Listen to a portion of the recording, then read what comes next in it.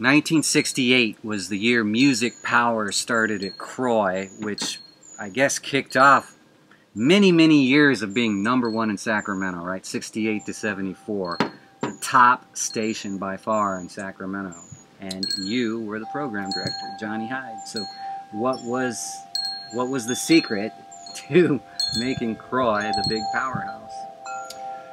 As in anything else, a lot of it has to do with luck and fine talent. We had put together the station and inaugurated it to be the music power of Sacramento.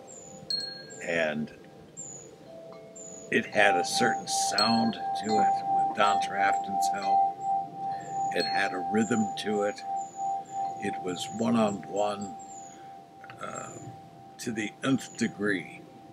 And we knew as we were building this that we were going to come up to, I think the 1st of June, were going to be the next ratings.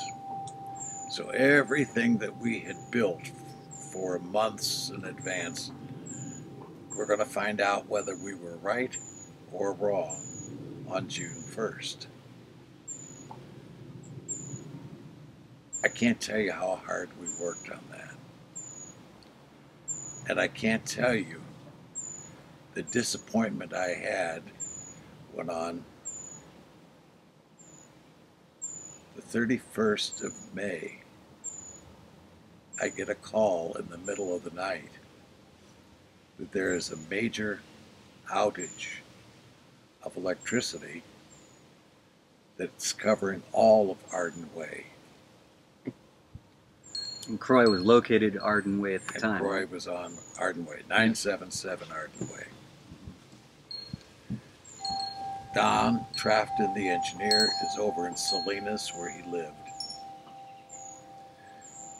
We checked with PG&E. They say it could be a couple of days before power is restored. And I can visualize, just like the sand running through an hourglass, our chances of doing anything to get ratings during this period of time because nobody could hear us. So I called Chuck Roy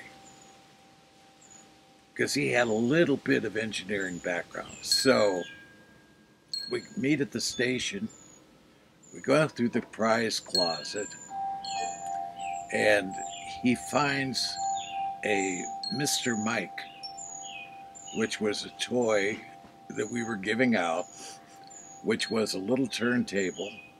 Mickey Mouse turntable. Mickey Mouse turntable and a microphone so you could sing along to the song. That was it. We went to the transmitter. It indeed had power.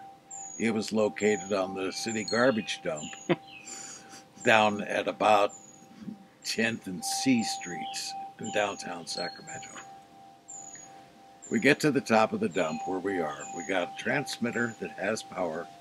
We have a studio that has no power whatsoever and no idea of when they were going to get power.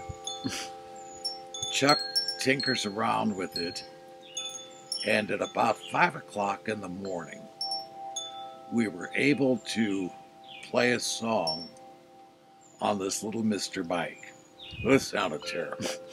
I mean, it was the worst thing you've ever heard. So we take it off. Mr. Mike is working, though. So we've got the cheapest microphone you ever found in your life. And Chuck and I are explaining to the people that there's been a major power outage. KROY, as you know, it's not going to be on the air today. And we're at the dump, which is where our transmitter site is. And we're thinking, well, maybe we can ad-lib our way through this. Not realizing that PG&E is saying it's going to take several days for this to happen. Yeah. So, anyhow, long story short is, at the end of one of these messages, I happen to mention that Chuck and I have been up all night.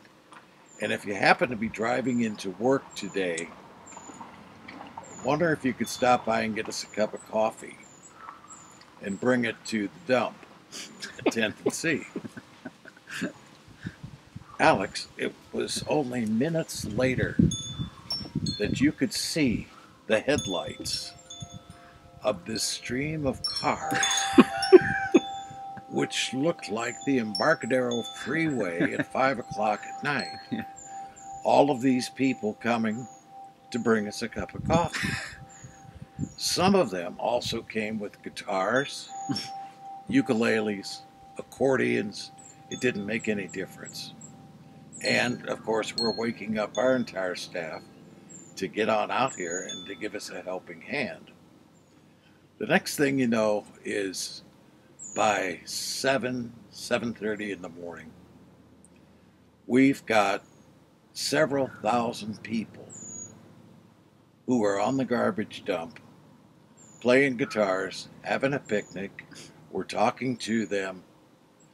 It ended up to be one of the most phenomenal sights I have ever seen in broadcasting. By this time, I forgot all about the ratings because we knew we didn't stand a chance as far as the ratings were concerned. But as time went on that day, we began to realize that there was no greater way for us to be on the air and to get notoriety, because the Sacramento Union, which was a morning newspaper, we managed to get into their final edition in the morning on the front page of this garbage dump disaster, followed by the Sacramento Bee in the afternoon, giving us good play. The television stations gave us good play. And of course, we're on the air. Everybody thinks we rigged it. We really didn't. Right. I mean, you know, I'm crazy, but I'm not that crazy. So the garbage dump disaster put us in the situation on the first day of ratings where everybody basically in Sacramento was talking about KROY. And as it was, we were able to get back into the studios later that afternoon. But we were almost reluctant to go because now I'm in paradise.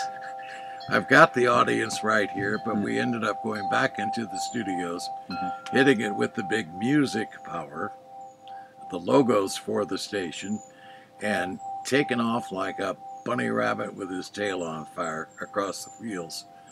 We took that rating book and became a huge #1, and didn't look back on it. Like #2 was a distant #2, right? Whoever that was.